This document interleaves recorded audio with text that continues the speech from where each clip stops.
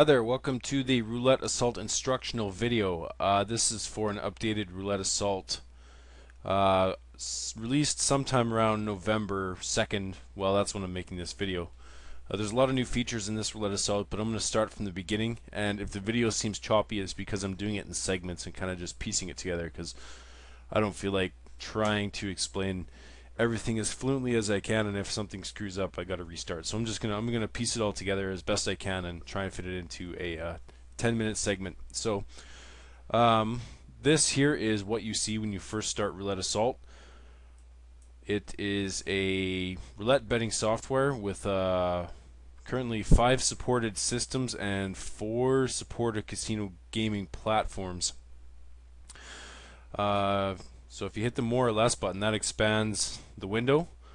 As you can see, we have our system, we have our history, we have automation settings, we have the settings that go along with every system. Okay, I want to show you the history. What that does is it allows you to record the number history as it happens into Roulette Assault so that you can later use that number history in the analyzer. So simply all you have to do is drop down the select history and select new and enter your name to record the history under. Just call it blah and hit OK. So that's it. You have selected or created a history. If you wanted to delete the history, you just hit the delete button, and this gives you the option to either delete the entire history profile, click yes, just the history, so only the numbers, click no, or nothing, that's a cancel. It's the only options I had when I was programming it. Otherwise I would have made it better, but I didn't have that option, so I'll just cancel. Okay, so just to show this in action, if we were to just, I don't know, I'm just going to hit start. Oops, place still not properly set up. Why is that? Oh, I see, I gotta select something. Okay, I'll hit start. So I'll just randomly hit some numbers. And as you can see up here, you've got 5 recorded spins.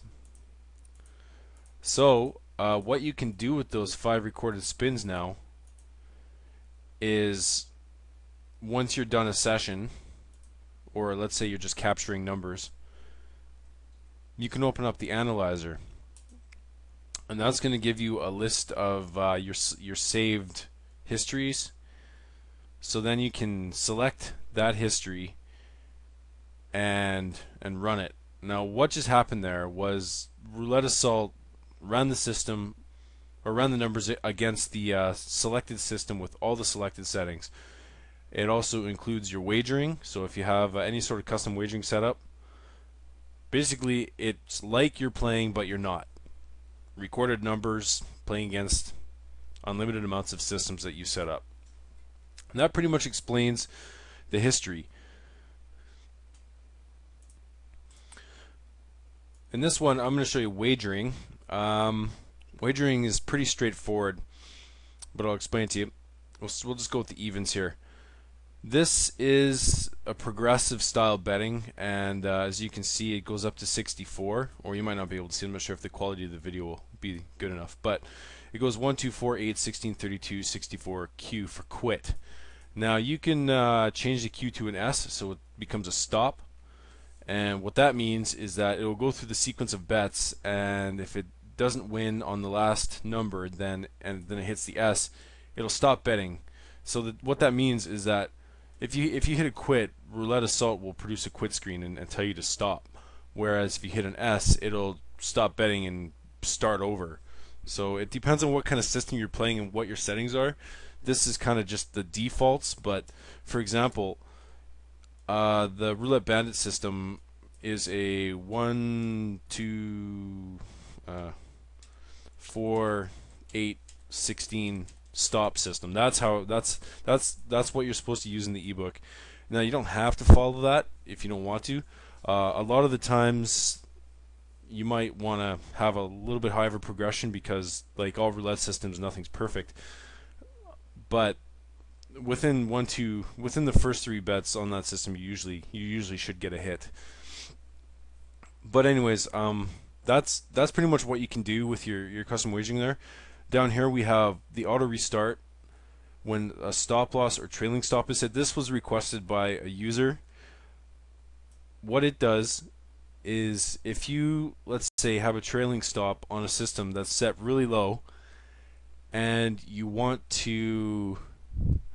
all the systems to completely restart over, which means like all the counting and all the logged number history to restart after the trailing stop or the stop loss is hit. Roulette Assault will do that if this is checked off. It's different than having an S where in this box, because having that S there only stops the wagering, but the recorded numbers do not get restarted. It's kind of like when you have the auto restart, it's kind of like hitting this restart button and restarting all over, but it does it automatically. Auto increase minimum wager by 1 when, well, by whatever you want, when X amount of chips are won. That means that, oh shit, my casino console just closed down, sorry about that. What that means is once you win a certain amount of chips, or units I should say, because it's not working with dollars or euros or pounds or whatever you want to call it, but number of chips. So if you win 5 chips, let's say, or 200 chips, and you want to increase your wager by 1, then, well, Roulette Assault will do that. I guess I just was a little redundant there, but whatever, you know what I mean, hopefully. Auto calculate wagering based on balance, minimum wager, and table maximums during gameplay. That is actually really cool. Like if you are playing with a minimum wager of dimes, on a lot of casinos you can use dimes. The table maximum is usually something like $10, so that can increase your chances to bet by a few chances. And when you auto calculate, as your bankroll, your balance continues to increase, your progressions can continue to increase, so you don't have to manually edit it. It'll do it automatically for you. Here, I'll show you an example. If I was to put my balance to 200 and put my minimum wager down to a dime, and then go into wagering, and my single table max is going to be 10, hit OK. You can see that nothing's changed, but if I hit calc now, these are my progressions. Now 1, 2, 4, 8, 16, that's what it shows, but it's multiplying this number by 0.01. So if you can mouse over it properly, which it did for a second there, anyways, it doesn't matter.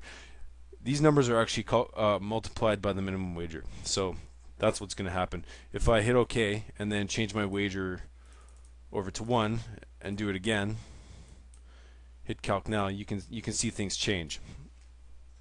So that's how that works. So if you have auto calc checked off, then you have this other option here, end sequence, with a Q or an S. That means that the sequence will either quit or stop. So if you hit calc with an S, you can see it changes to S. Let's put that back to defaults and hit OK.